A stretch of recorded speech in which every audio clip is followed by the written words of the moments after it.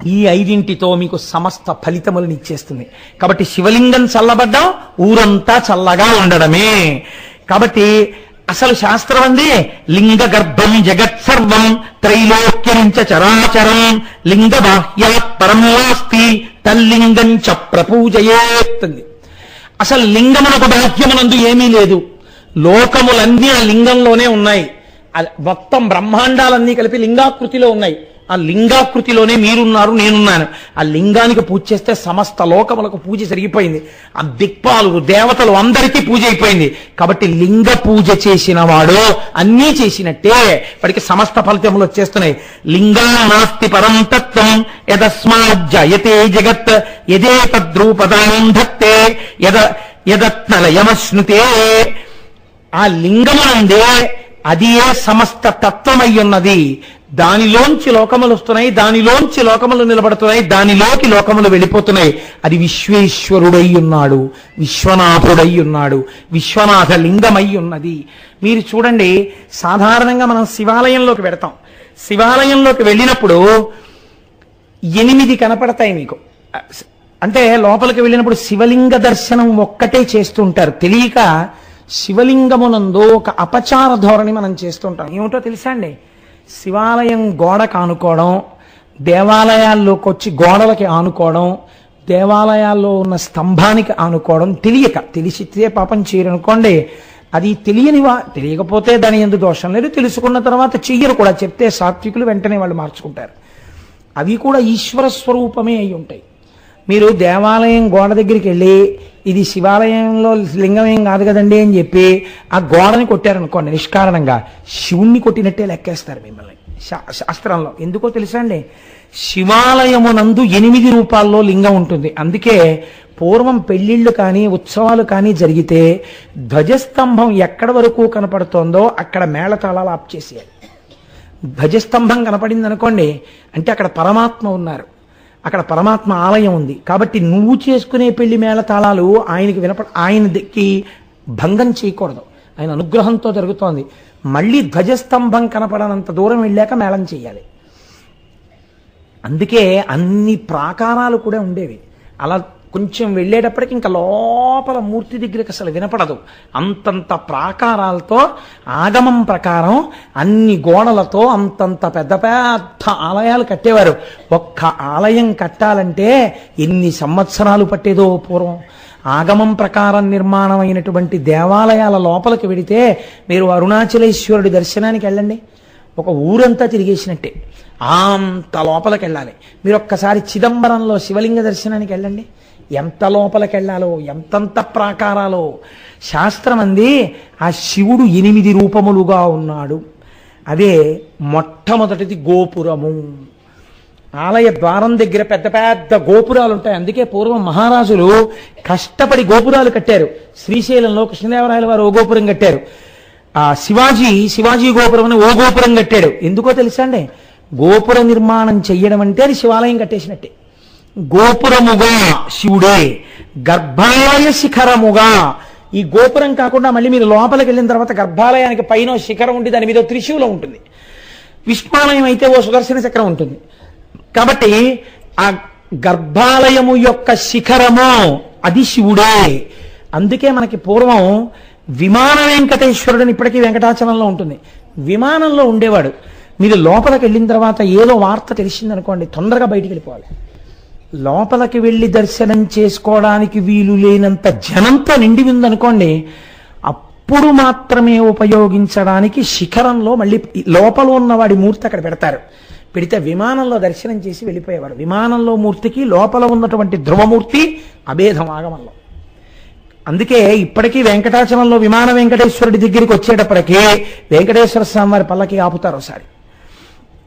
కనుక ఆ గర్భాలయ శిఖరం శివుడు, ధ్వజస్తంభం శివుడు, ప్రాకారం అంటే గోడ శివుడు, బలిపీఠం శివుడు. ఇప్పటికీ కొన్ని శివాలయాల్లో బలిపీఠానికి ధ్వజస్తంభ పీఠానికి అభిషేకం చేస్తారు తెలుసా అండి? అభిషేకం చేసి శివలింగానికి అభిషేకం చేస్తారు. బలిపీఠం తర్వాత మహాలింగం అని పిలుస్తారు. బాగా జ్ఞాపకం పెట్టుకోండి. లోపల ఉన్న శివలింగాన్ని మహాలింగం అంటారు.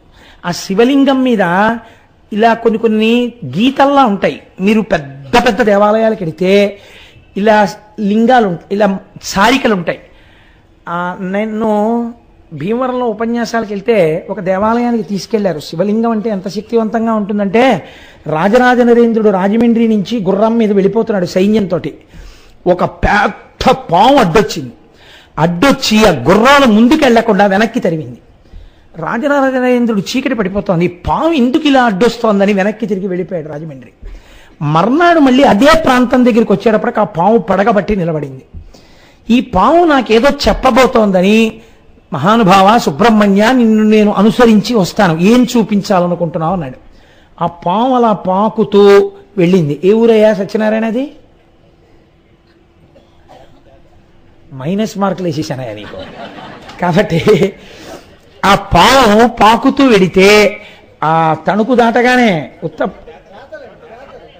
తేతలా కరెక్టనా? నీకు 100 మార్కులు వేసేసాను, కూర్చో. తేతలి దగ్గరికి వెళ్ళేసరికి ఆ పాము పాకుతూ వెడుతోంది. గుర్రం మీద రాజరాజ నరేంద్రుడు అనుసరించాడు.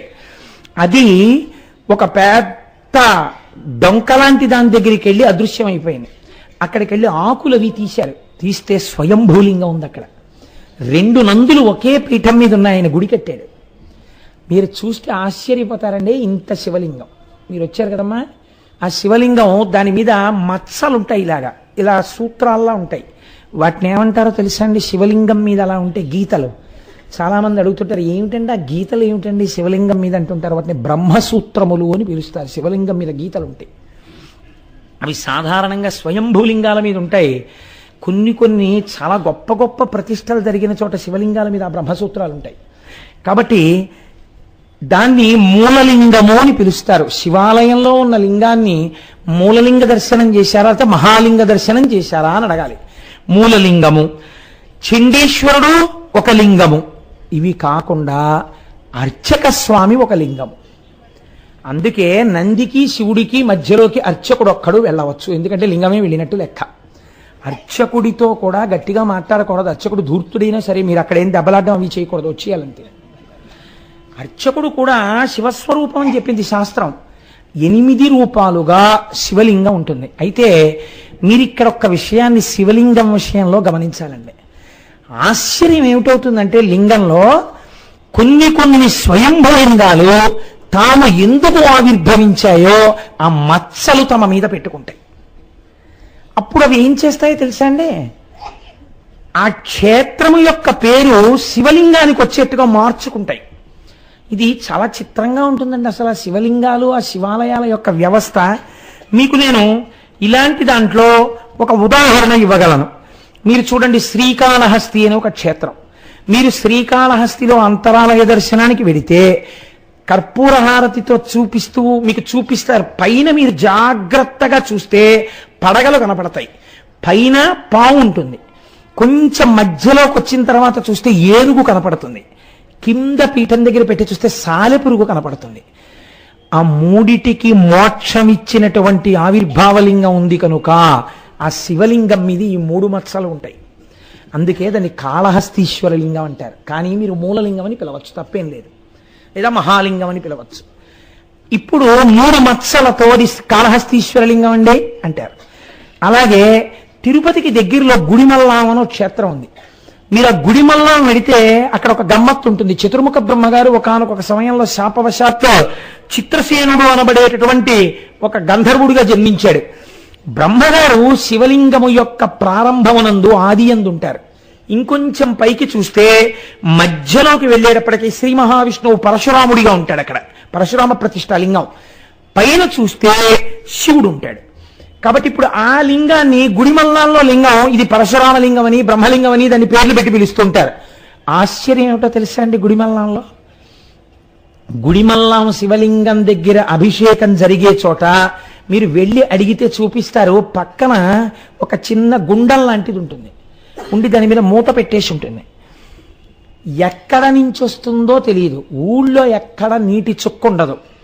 ఇప్పటికీ అక్కడ స్థానికులు, నేను ఆ దర్శనం చేసుకోవడానికి వెళ్ళడానికి ఒక 2 నెలల ముందే జరిగింది. అది గంగా నది భూమి లోపల నుంచి వచ్చి ఆ కింద ఉన్నటువంటి బిలంలోంచి పైకి తన్నేస్తుంది. తన్నినప్పుడు ఎంత ఎత్తు తన్నుతుందో తెలుసా అండి? ఈ ధార ఇంత లావున బిలంలోంచి పైకి లేచే శివలింగాన్ని అభిషేకం చేస్తుంది. అలా ఎన్నాళ్ళు చేస్తుంది? 9 రోజులు చేయొచ్చు, 10 రోజులు చేయొచ్చు, 15 రోజులు చేయొచ్చు, నెలలాళ్ళు చేయొచ్చు. ఆ ఊరంతా నీటితో నిండిపోతుంది. నిండిపోయిన తర్వాత కొన్నాళ్ళకి గర్భాలయంలోనూ ఆలయంలో నిండిపోయిన అభిషేక జలాలన్నీ మళ్ళీ ఆ గుండమే తీసేసుకుంటుంది, మళ్ళీ వెళ్ళిపోతాయి. అలా వెళ్ళిపోయిన తర్వాత మీరు మూతెత్తి చూస్తే ఏమీ ఉండదు, ఖాళీ. ఇన్ని నీళ్లు ఎలా వస్తాయో, ఎలా జరుగుతుందో అభిషేకం ఇప్పటికి ఎవరికీ తెలియదు. మీరు కావాలంటే కోటేశ్వరరావు అబద్ధం చెప్పారనుకుంటే గుడిమల్లాం వెళ్ళి అడగండి. ఆర్కియలాజికల్ డిపార్ట్మెంట్ వాళ్ళని మీరు అడిగితే తీసుకెళ్ళి చూపిస్తారు.